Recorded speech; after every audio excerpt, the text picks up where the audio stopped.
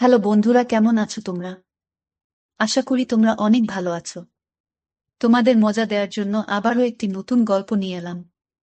আজকের গল্পটি খুবই মজাদার হতে চলেছে। আমি শিওর বলতে পারি গল্পটি শেষ পর্যন্ত শুনলে তোমাদের দাঁড়িয়ে যাবে। তাই ভিডিওটা শুরু থেকে শেষ পর্যন্ত দেখার অনুরোধ রইল। তাহলে কথা না বাড়িয়ে এবার আসল ঘটনা আসি। আমি সাজেদুল ইসলাম পল্লব। সবাই আমায় পল্লব নামেই চিনে। বয়স 25, উচ্চতা 5 ফুট 8 ইঞ্চি। 6 বছর আগে সেনাবাহিনীতে ভর্তি হয়েছি, বর্তমান পোস্টিং হয়ে যশোরে। আমাদের বাড়ি দিনাজপুর। বাড়িতে মা আর ছোট একটা বোন আছে। বাপ মুহিদুল ইসলাম অনেক আগে মারা গেছে। আমি তখন ক্লাস 10-এ পড়ি আর ছোট বোনটা 6-এ পড়ে। তখন থেকে মা নিজে সংগ্রাম করে সংসার চালিয়েছে। ঘরে বসে সেলাই মেশিন দিয়ে মানুষের কাপড় বানিয়ে বানিয়ে আমাদের ভরণ পোষণ করেছে। কিছু চাষের জমি ছিল, তা চাষ করে আমাদের সংসার চলত। না তো আমার চাচা কাকারা যেমন হারামি এক মুঠো ভাত তুলে দেওয়ার মানুষ ছিল না।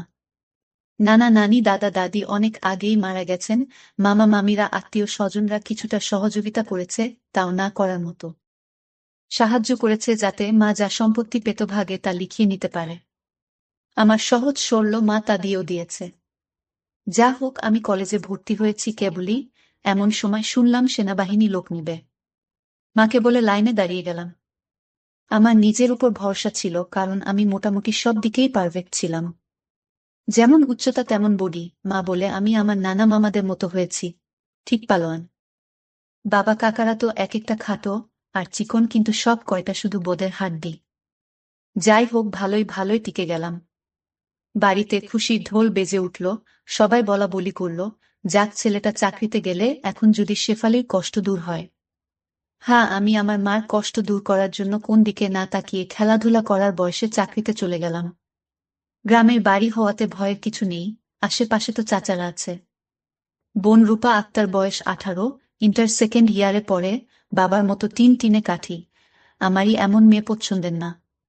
জানি না অন্য ছেলেরা কিভাবে আমার বোনকে পছন্দ করবে। মা শেফালি বেগম, বয়স মনে হয় 42 হবে, দারুণ দেখতে, এখনো যুবতী মেয়েদের সাথে পাল্লা দিতে পারবে। ফর্সা লাল টপকে, মার দীঘল কালো চুল ঘন মেঘের ভেলা। এত ঘন লম্বা চুল যে তা সারা পিঠ বেয়ে কোমর ছড়িয়ে নিচে নেমে যায়। লাল টকটকে ঠোঁট আর টানা টানা চোখ, সব মিলিয়ে আমার কামনার নারী, আমার জন্মদানকারী বিধবা মা। যা চরম পাপ, যা কখনো পাওয়ার নয়। সবই জানি, সবই বুঝি, তারপরও মনের কোথায় যেন শেফালিকে নিয়ে স্বপ্নের নীড় রচনা করি। যেখানে মা নয়, সে আমার শেফালি, শুধু শেফালি। আমার মনের এই গোপন চাওয়ার কথা শুধু আমি জানি। আমার সরকারি বেতনে মার রূপ যেন দিনকে দিন বেড়েই চলছে। মার গর্বে বুক সব সময় ফুলে থাকে। গ্রামে সব সময় আমার জয় জয়কার। 5 বছরে ভাঙা ঘর পাকা করেছি। এখন 4 রুমের বাড়িটা আমাদের শান্তির নিট। এবার ছুটিতে এসেই মা বায়না শুরু করলো আমার বিয়ে দিবে। কিন্তু আমার বিয়ের প্রতি কোনো মন ছিল না। যদিও এটা অনেক আগে থেকেই আমার বিয়ের কথা ভাবছে মা। আমি শুধু বারবার এড়িয়ে যাচ্ছি। আজ এ নিয়ে মার সাথে মুখ কালাকালি হয়ে গেল। মার এক কথা, রূপা বড় হয়েছে, বিয়ে দিতে হবে। এরই মাঝে কয়েকটা সম্বন্ধ এসেছিল। তার বিয়ে হয়ে গেলে সে একা একা কিভাবে থাকবে, হ্যান ত্যান কত কথা। আমি এসেছি শুনে ছোট মামা এলো। সারাদিন থেকে বিকেলে যাওয়ার সময় আমাদের সবাইকে নিয়ে যেতে চাইল। আমরা না যাওয়াতে জোর করে রূপাকে নিয়ে গেল। বলল 2 দিন পর মা বেটা গিয়ে বেরিয়ে আসবে, আর রূপাকে নিয়ে আসবে। আমাকে আর মাকে নিয়ে যাওয়ার জন্য আর কি এমনটা করল। সন্ধ্যা থেকে আকাশটা মেঘলা হয়ে আছে দেখে বাইরে গেলাম না। না হলে 2 দিন থেকে এসে সন্ধ্যার পর বন্ধুদের সাথে আড্ডা মারতে বেরিয়ে পড়ি। আজ গেলাম না দেখে মাও খুব খুশি। গরম গরম পকোড়া ভেজে দিল। বিছানায় বসে মা বেটা মিলে আরাম করে খাচ্ছি। পল্লব, হুমা, কাউকে পছন্দ করিস? আমি মার মুখের দিকে তাকিয়ে মুচকি মুচকি হাসছি। বল না করিস। করলে এতদিন তুমি জানতে না। তবে হ্যাঁ, একজনকে খুব ভালো লাগে, এবং এও জানি তাকে আমি পাবো না। কেন কেন পাবি না? আমার ছেলে কি দেখতে খারাপ? কোনো লাট সাহেবে বেটি সেরে? হা হা, তুমি দেখি রেগে গেলে। রাখবো না। এমন সোনার ছেলে আমার। আর কি না? বল তুই কে সে? বাদ দাও মা। আমার যাকে ভালো লাগে তার কথা দুনিয়ার কাউকে বলতে পারবো না, শুধু সৃষ্টিকর্তাকে ছাড়া। মা আমার এমন গম্ভীর কথা শুনে অবাক হয়ে চেয়ে রয়েছে। এটা কি কথা রে বাবা? আমাকে বলতে না পারিস তোর ভাবি মানে জামালের বুয়ের কাছে বলিস তুই? জামালের বুয়ের সাথে আমি অনেক ফ্রি ভাবে কথাবার্তা বলতাম, কিন্তু আমি মাকে বললাম তা না, তুমি আমার সবচেয়ে বড় বন্ধু, তোমাকেই যেহেতু বলতে পারছি না, সেখানে ভাবিকে বলতে গেলে তারা তো আমাদের শত্রু হবে, তাদের বলতে যাব কেন? তাহলে বল না, কে সে? কোথায় বাড়ি? কোন বাড়ির মেয়ে? মেয়েটি দেখতে কেমন? নাকি? আমি চুপ করে বসে রয়েছি, কোনো প্রশ্নের উত্তর দিচ্ছি না। মা অনেকক্ষণ আমার উত্তরের অপেক্ষা থেকে মুখ গোমড়া করে চলে গেল। ঘন ঘন বিদ্যুৎ চমকাচ্ছে, আকাশটা কালো হয়ে আছে, রাতের তারাগুলো না জানি কোথায় ডুব দিয়েছে। আমি জানালার গ্লাস খুলে দিয়ে ঠান্ডা হাওয়া গায়ে মাখছি, হাত বাড়িয়ে ব্যাগটা নিয়ে খুললাম, সিগারেটের প্যাকেটটা বের করে একটা ধরিয়ে টানছি। প্যাকেট রাখতে গিয়ে মোবাইলের বক্সটার কথা মনে পড়ল। রূপার জন্য যা যা এনেছিলাম সব দিয়েছি, শুধু মারগুলো দেওয়া হয়নি, চেয়েছিলাম দিতে, এমন সময় ছোট মামা এলো তাই আর দেওয়া হয়নি। নতুন অ্যান্ড্রয়েড সেট, মা খুব খুশি হবে। আরেক বক্সে একটা স্বর্ণের চেইন। মার যেটা ছিল সেটা আমার এসএসসি ফর্ম ফিলআপের সময় বিক্রি করে দিয়েছিল। তখন থেকে মার গলা খালি, আরো কয়েকটা জিনিস আছে মার জন্য। আয় খেয়ে নে, ঝড় আসতে পারে, কারেন্ট চলে গেলে খেতে ঝামেলা হবে। আমি তাড়াতাড়ি সিগারেটটা জানালা দিয়ে বাইরে ফেলে দিয়ে, হা দাও। কি লজ্জা, মা সিগারেট খেতে দেখে নিল, জানে আমি খাই তবে এভাবে দেখেনি কখনো। ঘরে বসে সিগারেট খাওয়াটা ভুল হয়ে গেছে, সারা ঘরে সিগারেটের ধোঁয়া। মা বেটা খেয়ে দিয়ে উঠলাম। তারপর আমি মাকে বললাম, মা আমার রুমে এসো তো একটু। মা বলল তুই যা, আমি থালা বাসনগুলো গুছিয়ে আসছি। আমি রুমে এসে শুয়ে রইলাম। মা 20 মিনিট পর হাত মুছতে মুছতে এলো। কিরে বাবা? আমি উঠে মায়ের হাত ধরে খাটে নিয়ে বসালাম। ব্যাগ থেকে এক এক করে শাড়ি ব্লাউজের কাপড়, ছায়ার কাপড়, একটা বাদুর বোরকা, দুটো ওড়না, একটা শীতের জামা, চাদর ও একটা প্যাকেট দিলাম। প্যাকেটটা দিলাম ভয়ে ভয়ে, কারণ ওতে দুশের ছোট জামা কাপড় আছে, জানি না দেখার পর কি বলবে। এত কিছু কি জন্য এনেছিস? তোর কি বুদ্ধি শুদ্ধি হবে না কখনো? প্রতিবারই এত কিছু আনা লাগবে? আহ থামো তো তুমি, যা লাগে তা আনবো না। এটাতে কি রে? না, ওটা এখন খুলবে না, তোমার ঘরে গিয়ে খুলবে, আর প্লিজ রাগ করবে না। কি আছে এতে? তা তুমি খুলে দেখে নিও। আর হ্যাঁ, আরো কিছু আছে, এই বলে মোবাইলটা দিলাম। একটা থাকতে আরেকটা এত দামি মোবাইল? তোমার চেয়ে কোনো কিছু দামি নয় আমার কাছে, এই বলে গালে একটা হামি দিলাম। মাও আমার কপালে হামি দিল। চোখ বন্ধ করো তো। কেন রে? আহ করো না একটু। মা হেসে দিয়ে চোখ বন্ধ করল। আমি চেইনটা মার গলায় পরিয়ে দিলাম। এখন চোখ খুলো মা। মা চোখ খুলে স্বর্ণের চেইনটা দেখে হুহু করে কেঁদে দিল। না মা না, কাঁদবে না, প্লিজ মা, কেঁদে না, তোমার মুখে হাসি দেখব বলে নিয়ে এসেছি, সেখানে তুমি যদি কাঁদো তাহলে আমার খুব কষ্ট হবে মা। না রে বাবা, কাঁদছি না, তুই বুঝবি না এটা কিসের কান্না। খুশি হয়েছ মা? হারে বাবা, অনেক খুশি হয়েছি, এই বলে মা দাঁড়িয়ে আমাকে ধরল। আমি তো কেঁপে উঠলাম, মা কখনো এভাবে আমাকে ধরেছে বলে মনে হয় না। কি নরম, কি সুন্দর ঘ্রাণ, দুটো আমার বুকে পিষ্ট হচ্ছে। মা অনেকটা খাটো হওয়াতে তার মাথাটা আমার থুতনির নিচে, চুল থেকে সুবাস এসে নাকে লাগছে। নাক মুখ ডুবিয়ে দিলাম চুলে। ধীরে ধীরে আমার ওটা শক্ত হচ্ছে। মন চাচ্ছে হাত দুটো আরেকটু নিচে নিয়ে রাখি, তবে সাহস পাচ্ছি না। আমার মা যা রাগী মানুষ, ছোটবেলায় কত বেতুপিটা করেছে তার হিসাব নেই। মার মুখটা দুহাত দিয়ে ধরে কপালে একটা হামি দিলাম। আর কখনো কাঁদবে না মা, আমি যেন তোমার চোখে পানি না দেখি। আচ্ছা বাবা, আর কাঁদবো না। তো যাও, লাল তাঁতের শাড়িটা পরে দেখাও তো, দেখি কেমন লাগে আমার মাকে। যা পাগল, আমি বিধবা মেয়ে লোক, এমন লাল টপকে শাড়ি পরলে মানুষে কি বলবে? কে কি বলল তাতে তোমার কি যায় আসে? আর এখানে মানুষ আসবে কোথা থেকে? মানুষ ওর সামনে না পড়তে চাইলে পড়ো না, এখন আমাকে তো পরে দেখাও। আমার খুব মন চাইছে সাজুগুজু করে কেমন লাগে দেখতে। তাই আমার বাবা এনেছে, আর আমি পরব না তা কি হয়? তবে মানুষের সামনে কখনো পড়তে বলিস না রে। ঠিক আছে মা, আমি শুধু আমার সুন্দরী মাকে দু চোখ ভরে দেখতে পেলেই হলো। যা দুষ্টু, মাকে কেউ সুন্দরী বলে? হা হা হা, তাই? তাহলে কি বলবো গো? তুই জানিস কি বলবি। বেয়াদবি নিও না, প্যাকেটে যা আছে তাও পড়ো। কি আছে রে এতে? যা খুলে দেখো। মা চলে গেল। আমি পিছন থেকে তার পাছার দোল দেখে মুগ্ধ হয়ে গেলাম। এ মহিলার কি কখনো যৌবনে ভাটা পড়বে না? প্রায় 15 মিনিট পরে মা এলো। অসম্ভব, এ কাকে দেখছি আমি? এতদিন এক পেড়ে শাড়িতে যে মাকে দেখেছি তার সাথে এ মহিলার কোনো মিল নেই। কি সুন্দর, অতুলনীয়, গর্জিয়াস, যতই উপমা দিই না কেন কম পড়ে যাবে। মা দরজার কাছে দাঁড়িয়ে আছে, আমি বিছানার পাশে হাঁ করে দাঁড়িয়ে আছি। মা ভীষণ মায়াবী করে হেসে চোখের ভ্রু উঠানামা করে জানতে চাইলে, কি কেমন? আমি ধীরে ধীরে মার সামনে গিয়ে দাঁড়ালাম। কি রে, কেমন হয়েছে? দারুণ মা, খুব সুন্দর, মনে হচ্ছে অ্যাঞ্জেল। যা দুষ্টু, মাকে এমন কমপ্লিমেন্ট দিতে হয়? আমার 10 পাস মা যে এমন কথাও বলতে পারে জানা ছিল না। সরি মা, বলে হাত ধরে বিছানায় নিয়ে বসালাম। আমি নিচে বসে মার কোলে মাথা রাখলাম। তুমি সব সময় এমন ভাবে থাকতে পারো না মা? মা আমার মাথায় চুলে হাত বুলিয়ে দিয়ে, কি পাগলের মতো বলছিস? মানুষে দেখলে কি বলবে? তাহলে বলো, আমি যে কয়দিন থাকবো সে কয়দিন এমন করে সেজে থাকবে? কেন রে? আমার খুব ভালো লাগে মা। পাগল, আচ্ছা থাকবনি। আমি মুখ উঠিয়ে মার মুখের দিকে তাকিয়ে, ওগুলো পড়েছ মা? যা শয়তান, কিছু তো শরম কর। মার জন্য কেউ এসব আনে? জানি না মা কেউ আনে কিনা, তবে বাবা থাকলে হয়তো আমিও আনতাম না। সে নেই দেখে মনে হলো আমার মার তো ভালো মন্দর খোঁজ রাখার কেউ নেই, তাই নিজেই রাখি। রাগ হয়েছ মা? না, রাগ হয়নি, কিন্তু আর আনিস না। কেন মা, পছন্দ হয়নি? নাকি সাইজে হয়নি? সব ঠিক আছে। তবে কি মা? মা লজ্জায় মুখ ঘুরিয়ে নিয়ে, তুই এনেছিস ভাবলে পড়তে শরম করে রে। আজ থেকে আমাকে ছেলে নয় বন্ধু ভাববে, তাহলে আর শরম করবে না, হবে মা আমার বন্ধু।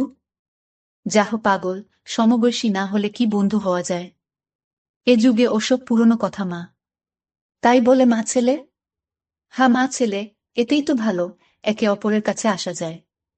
তুই অনেক বড় হয়ে গেছিস দেখি, কি সুন্দর কথা বলছিস। তা তো অবশ্যই, কয়দিন পর তোমার ছেলে সেকেন্ড লেফটেন্যান্ট অফিসার হবে। খুব ভালো হবে রে বাবা, খুব ভালো হবে। এমন সময় বিদ্যুৎ চলে গেল। মোবাইলটা জ্বালাতো পড়ল, দেখি চার্জার বাতিটা কোথায় আছে। থাক না মা এমন, কি সুন্দর তোমার কোলে শুয়ে আছি। জানো মা, পাহাড়ি এলাকায় একা একা পোস্টে ডিউটি দেওয়ার সময় এমন স্বপ্ন রোজ দেখি। প্রতিদিন মনে হয় তোমার কোলে শুয়ে একটু যদি। ঠিক আছে, এমনই থাক, তোর যত মন চাই। ধন্যবাদ মা। আজ আমার পাশে ঘুমাবে একটু? কেন রে? মন চাচ্ছে তোমাকে ধরে ঘুমাতে। ঠিক আছে, যা সদর দরজাটা বন্ধ করে ঘরগুলোতে ছিটকানি লাগিয়ে আয়। আমি উঠে মার গালে চুমু দিয়ে লাফাতে লাফাতে চলে গেলাম। আজ আমার খুশি ধরে না, কিছু হলে হতেও পারে। এক জগ পানি নিয়ে এলাম সাথে করে। এসে দেখি মা শুয়ে পড়েছে। টেবিলে জগটা রেখে খাটের পাশে দাঁড়ালাম। মা দেয়ালের দিকে সরে গিয়ে আমাকে জায়গা করে দিল। বজ্রপাতের আলোতে মার মুখটা মায়াবী মায়াবী লাগছে। খোলা জানালার হিম বাতাসে আমার মনে ঝড় তুলছে। জানি না মার মনে কি চলছে। মনে হচ্ছে মা তার স্বামীকে পাশে শোয়ার জন্য জায়গা করে দিল। মা নতুন বউ, আমি তার স্বামী। দাঁড়িয়ে রইলি যে? শুবি না? হা, শুব। মার পাশে শুয়ে পড়লাম, দুজনে মুখোমুখি। আধো অন্ধকারে দুজনে দুজনার দিকে চেয়ে আছি। ঘুমাবি না? তুমি ঘুমাও, আমার ঘুম এত তাড়াতাড়ি আসে না। তাই, আয় কাছে আয়, মাথায় হাত বুলিয়ে দিচ্ছি। আমাকে আর পাই কে? একেবারে মার বুকের কাছে বুক নিয়ে গেলাম, তবে কোমরটা দূরে রাখলাম। মা একটা হাত সাইডে লম্বা করে দিল, এখানে মাথা রাখো। মা তার হাতের উপর মাথা রাখতে বলছে। আমি সহজ মনে তাই করলাম। নাকটা মার বগল থেকে 3-4 ইঞ্চি দূরে। ভালো মতো দেখতে না পেলেও বুঝতে পারছি যে এর বেশি দূরে নয়, কারণ ঘামের ঘ্রাণ পাচ্ছি। মার বগলের ঘ্রাণই তো আমার শরীর আনচান আনচান করছে। মার বাম হাতের উপর শুয়ে আছি। মা ডান হাত দিয়ে মাথায় হাত বুলিয়ে দিচ্ছে, এতে করে আঁচল উঁচু হচ্ছে, আর যখনই বিদ্যুৎ চমকাচ্ছে তখনই ওগুলো দেখতে পাচ্ছি। নিজেকে কন্ট্রোল করা মুশকিল হয়ে পড়ছে। বলল, কাকে পছন্দ করিস বললি না তো? শুনলে রাগ করবে মা, তাই বলা যাবে না। কেন কেন? এমন কাকে তোর মনে ধরেছে যে শুনলে রাগ করব? বাদ দাও না মা, নিজেকে তোমার কাছে ছোট করতে চাই না। চাই না তোমার মনে কষ্ট দিতে। তোর কথার তো আগা মাথা কিছুই বুঝছি না। নাই বা বুঝলে মা? হু, তোমাকে একটু ধরি? মা হি হি করে হেসে, ধর। কি সুন্দর ঘ্রাণ গো মা তোমার। যা শয়তান। আমি মার এমন আশকারা দেওয়া কথায় সাহস পেয়ে তাকে চিৎ করে দিলাম। মন চাচ্ছে কোমড়াটা উপর তুলে দিতে। মুখটা উঁচু করে হামি দিয়ে বললাম, আমি তোমাকে খুব ভালোবাসি মা। মা আমার মুখটা দুহাত দিয়ে ধরে, আমিও তোকে খুব ভালোবাসি রে বাবা। আমার ভালোবাসাটা অন্যরকম মা। কেমন রে? মা ছাড়া আরো অনেক কিছু। কেমন? শুনলে রাগ করবে না তো? আহ বল না, এত পেঁচাচ্ছিস কেন? তুমি আমার ড্রিম গার্ল মা, তাই তো? কি?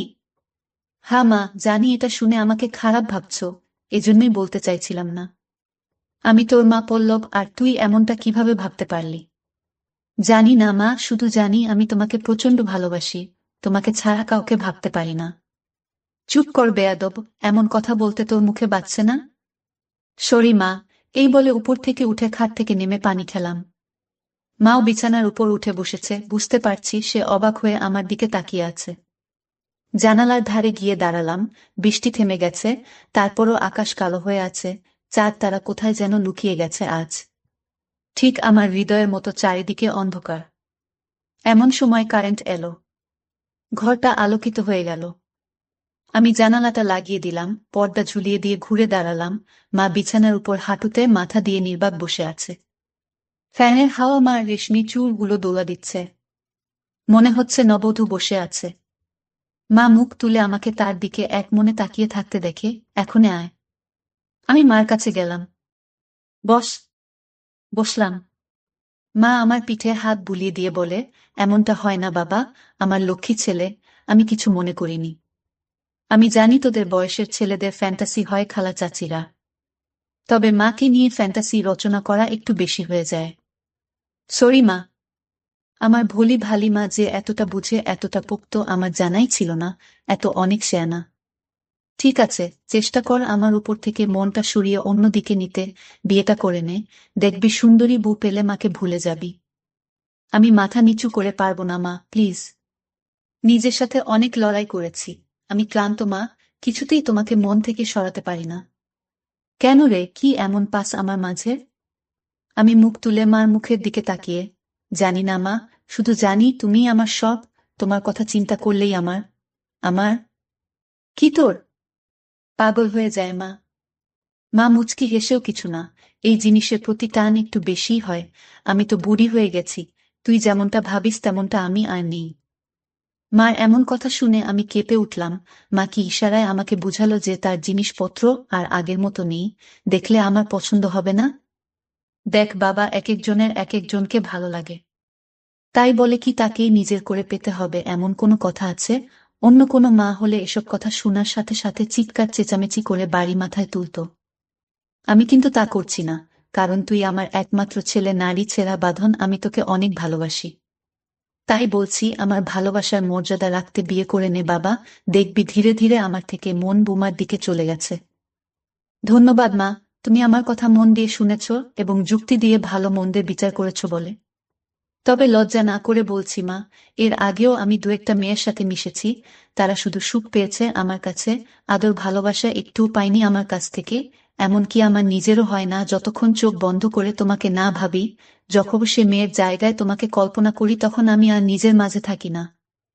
সুখের সাগরে ভেসে যাই কেবলমাত্র তখনই হয় আমার। তুই তো অনেক দূর এগিয়ে গেছিস তাহলে। আমি অনেক আগে থেকেই বুঝতে পেরেছিলাম যে আর চোখে লুকিয়ে লুকিয়ে আমাকে দেখিস। ভাবতাম শয়তান ছেলে পুলে, আর একটু বড় হলে সমবয়সী মেয়েদের সাথে মিশলে ঠিক হয়ে যাবে। কিন্তু এখন দেখছি তা না, তোর দেখি বয়স্ক মহিলাদের ভালো লাগে। এতক্ষণ মার সাথে এত খোলামেলা কথা বলতে পেরে নিজেকে অনেক হালকা লাগছে। সাহস করে মাকে ধরে শুইয়ে দিলাম। মা চুলে হাত বুলিয়ে দিচ্ছে। আমি তাহলে কি করব মা? সেটাই তো ভাবছি। যেটাই ভাবো মা, আমার মতো পরিবর্তন হবে না। মানে কি? মানেটা তুমি ভালো করেই জানো। মার কণ্ঠে এবার সত্যি সত্যি রাগের আওয়াজ পেলাম। তাই বলে সারা জীবন বিয়ে করবি না, নাকি ছেলে হয়ে মাকে বিয়ে করতে চাস?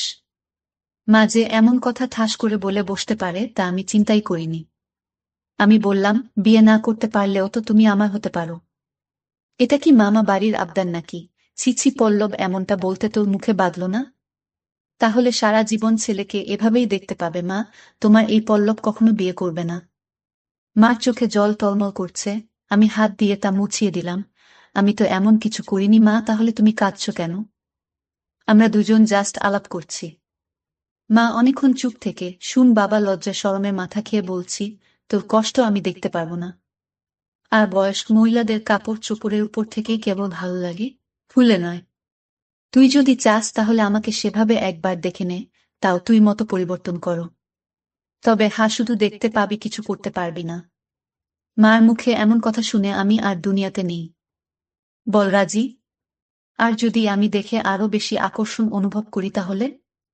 আমি বলতে চেয়েছি যে, আজ আমাকে দেখো, আর আগেও তো তুই অন্যদের দেখেছিস, তাহলেই তফাৎটা বুঝতে পারবি। আমার মনে হচ্ছে আমার মতো মার মনের ভিতরেও কিছু আছে, নয়তো দেখার কথা আমি তো কিছু বলিনি। মা নিজ থেকে দেখতে দিতে চাইছে যে। রাজি? হ্যাঁ রাজি। যা, বড় লাইটটা বন্ধ করে ছোট লাইটটা জ্বালিয়ে আয়। মনে মনে ভাবলাম, কি সৌভাগ্য, আজ তো আমার পোয়া 12 লেগে গেছে। নীল বাতিটা জ্বালিয়ে খাটের পাশে দাঁড়িয়ে রইলাম। মা উঠে দাঁড়ালো। ধন্যবাদ মা, আমার স্বপ্ন পূরণ করার জন্য। তোর জন্য আমি সব পারি রে, শুধু কথা দে সব দেখে নিয়ে মাকে ভুলে যাবি না তো, বা ভুল বুঝবি না তো। কি বলছো মা? তুমি আমার মা, আমার স্বপ্নের রানী, আমার ফ্যান্টাসির জগৎ, সব কিছুই তুমি। তোমাকে ভুলে গেলে তো নিজেকেই ভুলে যাওয়া হয়। কথা দিলাম মা, জীবন থাকতে তোমার অবাধ্য হব না, ভুল বুঝা বা ভুলে যাওয়া তো দূরের কথা। আমি বললাম, কিছু মনে করো না মা, আমি কি ছুঁয়ে দেখতে পারবো? মা আমার চোখের দিকে তাকিয়ে, আমি তোর মা পল্লব। হ্যাঁ মা, তুমি আমার মা এবং আমার রানীও। আমার আবদার শুনে মা শেষ পর্যন্ত রাজি হয়ে গেল। তারপর মা বলল, আমি তোর সব আশা পূরণ করব, তবে একথা পৃথিবীর কেউ যেন জানতে না পারে। আমি বললাম, ঠিক আছে মা, একটা শুধু তুমি আর আমি ছাড়া পৃথিবীর কেউ জানতে পারবে না। মা আমার কথা শুনে বিশ্বাস করলেন এবং আমার সব আশা পূরণ করল। কিন্তু আজ আমি তোমাদের সব সত্য কথা বলে দিলাম, কিন্তু এসব সত্য কথা কেউ কাউকে কখনোই বলে না। প্লিজ বন্ধুরা, গল্পটি ভালো লাগলে সামিয়া ব্লগ চ্যানেলটি সাবস্ক্রাইব করে দিও। আমার ভালোবাসার মিষ্টি বন্ধুরা, কেমন আছো তোমরা? আশা করি তোমরা অনেক ভালো আছো। তোমাদের দোয়া এবং ভালোবাসায় আমিও অনেক ভালো আছি, তাই তোমাদের জন্য আবারও নতুন গল্প নিয়ে এলাম। গল্পটি শেষ পর্যন্ত শুনলে আমি গ্যারান্টি দিয়ে বলতে পারি তোমাদের পানি চলে আসবে। তাই তোমাদের দুটি পায়ে ধরে বলি, অন্তত এই গল্পটি শেষ পর্যন্ত দেখো। আমার নাম প্রণিকা রায়। আমার সন্তান বলতে একটি মাত্র ছেলে, আর আমরা মধ্যবিত্ত পরিবারের। আমি দিনরাত অনেক পরিশ্রম করে আমার ছেলেকে পড়াশোনা করিয়েছি। পড়াশোনা শেষ করে ছেলে একটা ছোট ব্যবসা শুরু করে, কিন্তু হাজার চেষ্টা করেও সেই ব্যবসায় সফল হতে পারত না। এখন তো আমি খুবই হতাশ হয়ে পড়েছি, আর ছেলে দিনরাত মন খারাপ করে থাকে। আমি আমার ছেলেকে বুঝিয়ে বললাম, উপেন্দ্র, এভাবে ভেঙে পড়িস না বাবা। ভগবানের প্রতি ভরসা রাখো। একদিন তিনি অবশ্যই তোর পরিশ্রমের ফল দেবেন। আমার কথা মেনে নিয়ে উপেন্দ্র দিনরাত পরিশ্রম করে যাচ্ছিল। একদিন আমি বোনের বাড়ি যাওয়ার সময় এক নির্জন জায়গা দিয়ে যাচ্ছিলাম। জায়গাটা এতটাই নির্জন যে কোথাও কাউকে চোখে পড়ছিল না। হঠাৎ আমার বুক ধড়ফড় করে কেঁপে উঠল, কারণ আমি সেখানে কারো কান্নার আওয়াজ শুনতে পেলাম। এদিক ওদিক তাকিয়ে দেখলাম 16-17 বয়সী মেয়ে হাঁটুর মধ্যে মুখ লুকিয়ে হাউমাউ করে কান্না করছে। তখন আমার মনটা ভয় কেঁপে উঠল, কারণ এত নির্জন একটা জায়গায় একা একা যুবতী মেয়ে কি করছে। প্রথমে ভাবলাম পাগল হতে পারে, কিন্তু তবুও মনুষ্যত্বের কারণে তার কাছে গেলাম। এই নির্জন জায়গায় তাকে একা রেখে যেতে মন চাইছে না। আমি তার কাছে গিয়ে বললাম, রাতের এই সময় এত নির্জন জায়গায় তুমি কি করছো? আমার কথা শুনে মেয়েটা মুখ তুলে দেখে আবার জোরে জোরে কাঁদতে লাগল। খুব মিষ্টি আর নিষ্পাপ একটা মেয়ে, আমি ওকে শান্ত করানোর চেষ্টা করি। আমি ওর এই অবস্থার কারণ জিজ্ঞেস করতে লাগলাম। মেয়েটার উপর আমার খুব মায়া হচ্ছিল, কারণ রাতের এই সময়ে এমন নির্জন জায়গায় একা বসে থাকা বিপজ্জনক। আমি তাকে তার বাড়ির লোকের কথা জিজ্ঞেস করলে সে কাঁদতে কাঁদতে বলল, আমার নাম অঞ্জলি আর আমার বাড়ি দূরের এক গ্রামে।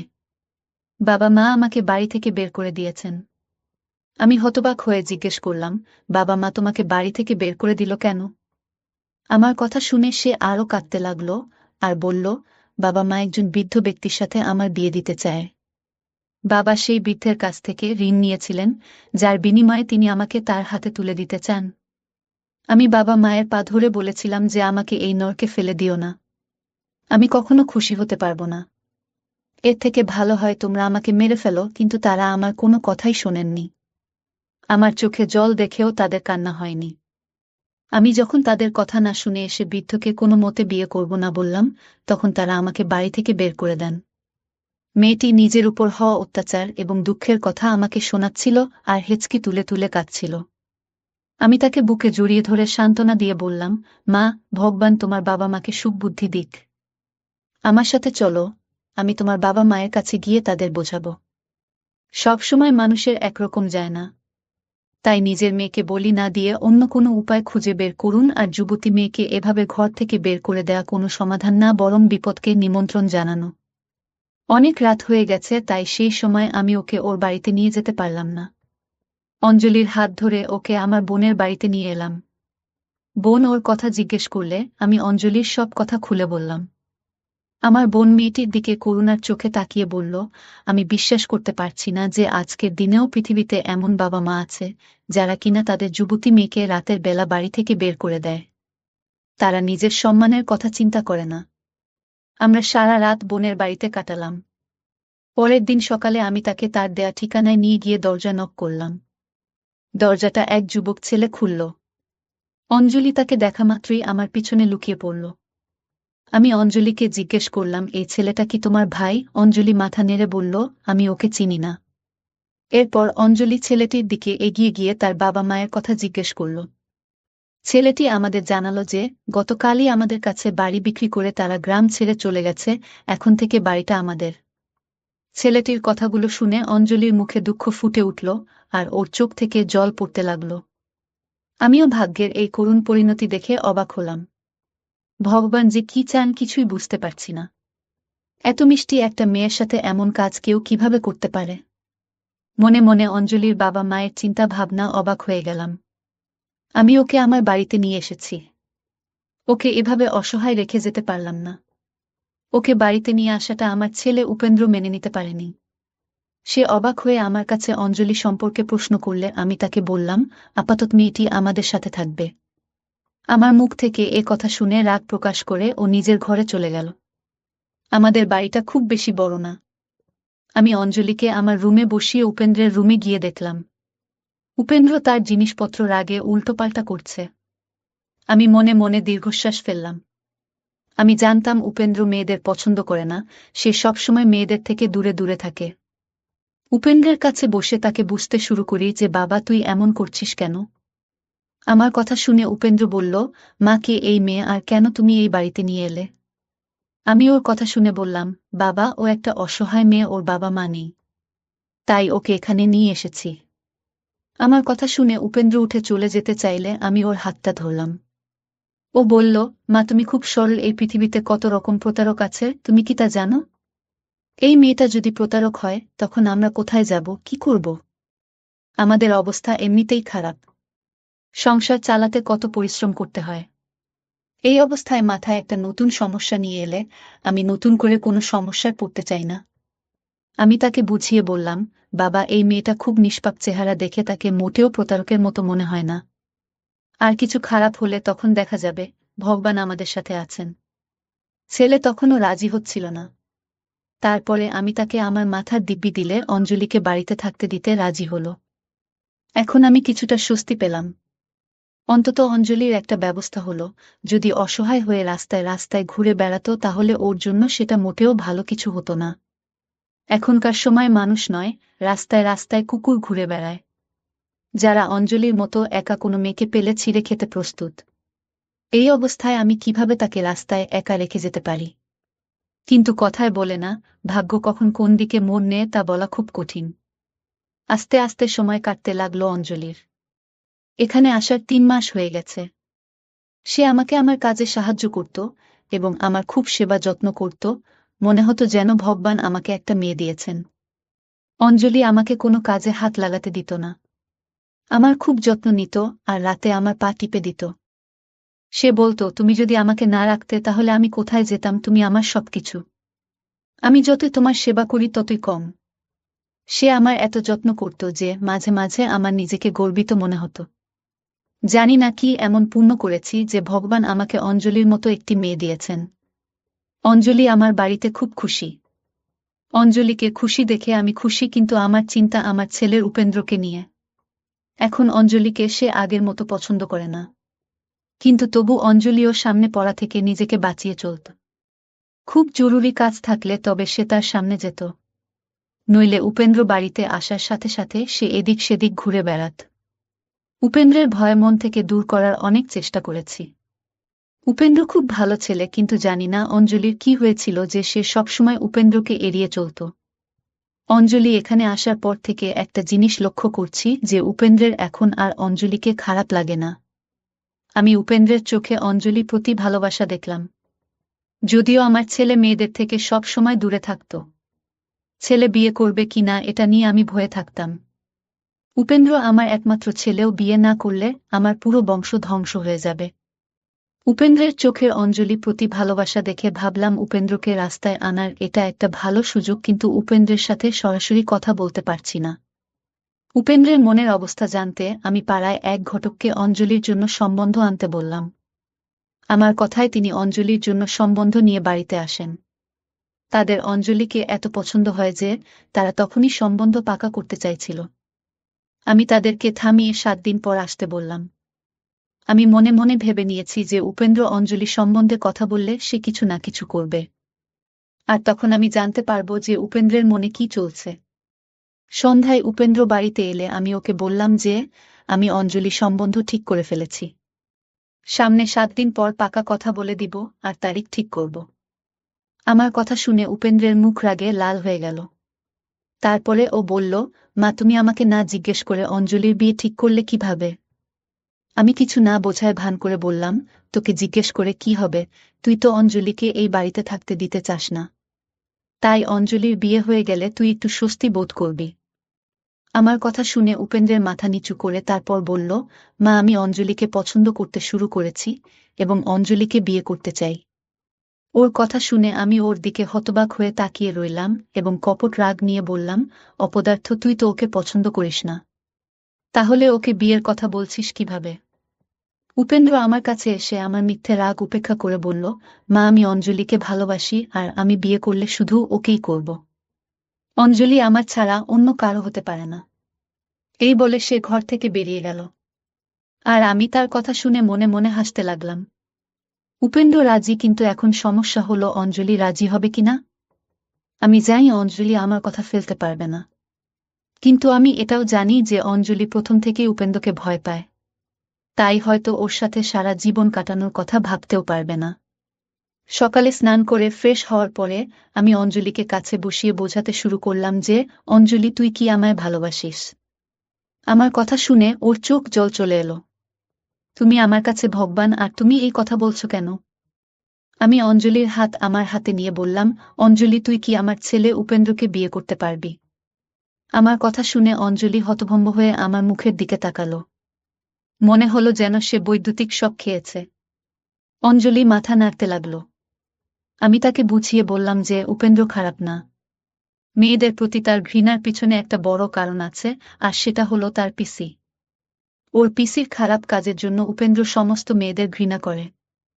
ওর পিসি একটা খুব বড় কেলেঙ্কারি করেছিল, যার কারণে ওর পিসির সাথে এই পরিবারের সমস্ত সম্পর্ক শেষ হয়ে যায়।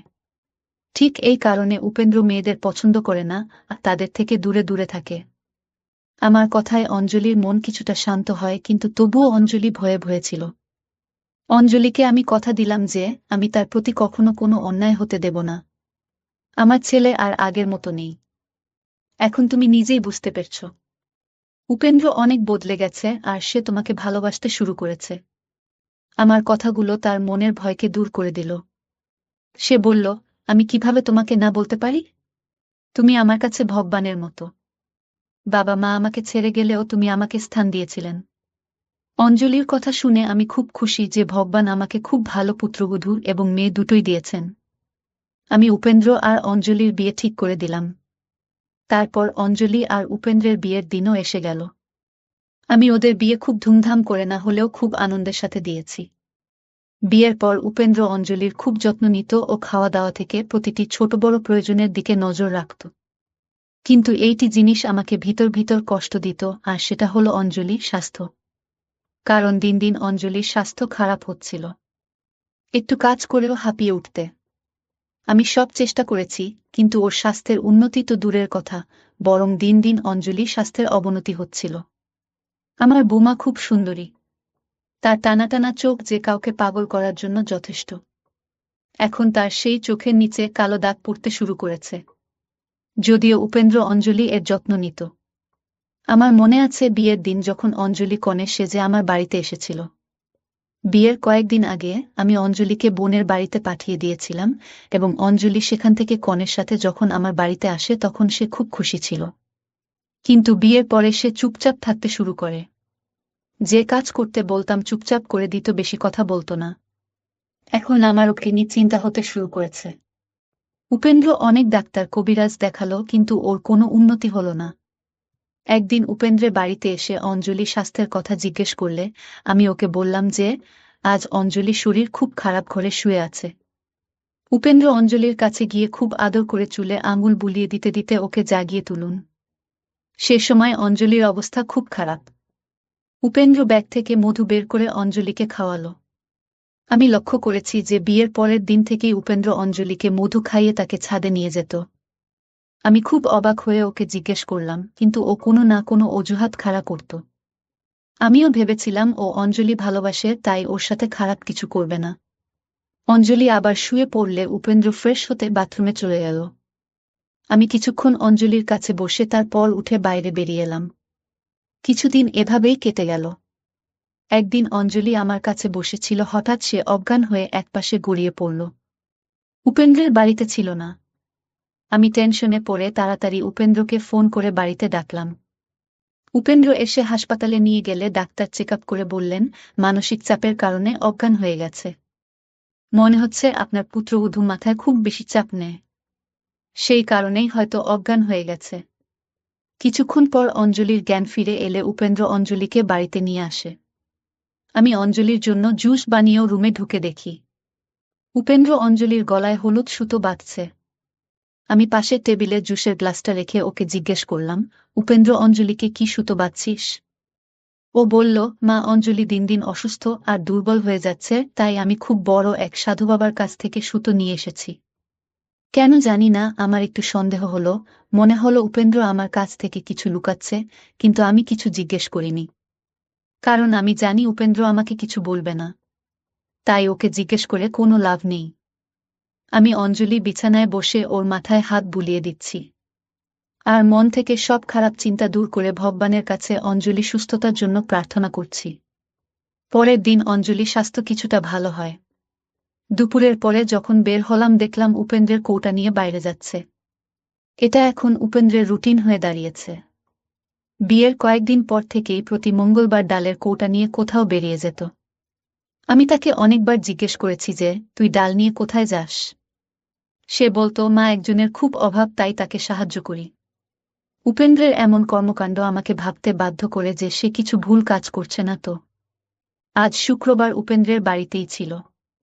রাতে রান্নাঘর থেকে বের হওয়ার সময় দেখলাম উপেন্দ্রের অঞ্জলিকে নিয়ে ছাদে যাচ্ছে। আমার মন আমাকে বলল কিছু একটা গরমিল আছে, তাই আমি তার পিছু পিছু সিঁড়ি বেয়ে ছাদে উঠতে লাগলাম। ছাদে পৌঁছে সামনের দৃশ্য দেখে মনে হলো কেউ যেন আমার শরীর থেকে প্রাণ কেড়ে নিয়েছে। উপেন্দ্র অঞ্জলিকে একটা বৃত্তের ভিতর শুয়ে রেখেছে।